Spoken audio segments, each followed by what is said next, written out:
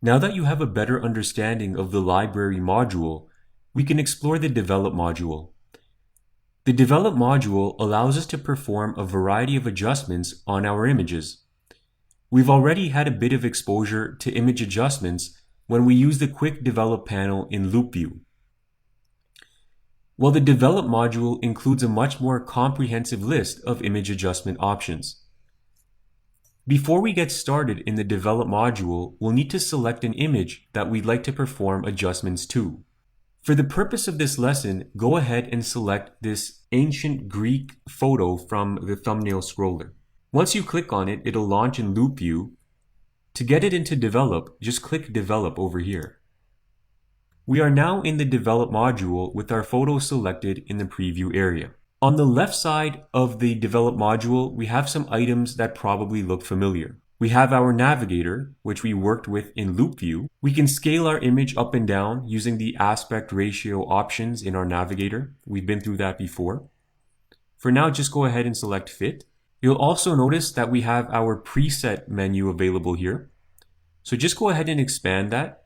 Keep in mind that if you don't have any of these panels available here, you're going to right click on any one of the panel headings and place a check mark next to each one of these items. We'll be working with all of them. So if you recall, the preset menu consists of various adjustments we can perform at the click of a button. Just as a side note, the first few preset headings we see here are all relevant to black and white presets. Sometimes when you take a photograph, the colors in the photo may give it a somewhat boring look. A great way to spice up the image is to add a black and white preset to give it a much more dramatic look. This works especially well if you photographed a scene which already has an older or an ancient look to it. We'll be applying a black and white filter to this image, but before we do, we can easily preview what the filter will look like by hovering our mouse over each one. Pay attention to the navigator as you hover your mouse over each filter.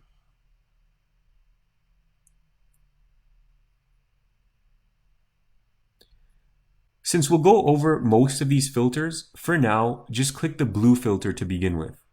So clearly the image has turned into a grayscale image, but take a look at the histogram so we can see exactly what this filter did. Since our image is now grayscale, so is our histogram. There are no longer any additional colors present. And just if you want to see the before and after, I'll just undo that. So this is the histogram before, and you can see the different colors in the histogram. And I'll click back onto the blue filter, and now it's completely grayscale. Another way of removing a filter you've applied, or any adjustment for that matter, is to click the reset button, and that takes you right back to your original shot. With the blue filter applied, we can see that our midtones have shifted over to the right in the histogram. So this tells us that we've emphasized the highlights in this photo to give it a much more dramatic look against the darker set of colors. Now click on the blue high contrast filter. Here, our midtones have shifted over to the left. Okay, so this is the before, and this is the after. You can see a complete shift of midtones over to the left. This means that our mid-range of colors have become much darker, and we can clearly see that that is the case just by looking at the stone pillars. Now I'll go ahead and select the green filter. So again, just before I click on it, take a look at the histogram. So this filter has removed quite a bit of our black and darker shade of colors and shifted the midtones predominantly to the right. And we can see that it's removed the shadow detail almost completely in the stonework. So the image does look a lot flatter because we don't have those contrasts in the tones anymore. Now let's go ahead and click on the infrared filter. I'm just going to click on the reset button first before I click on that filter.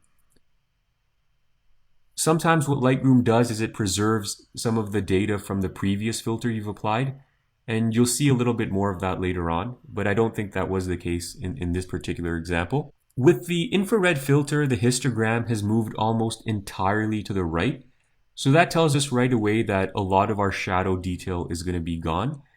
And you can see that that is the case because most of the dark colors that have been preserved are almost absolute black.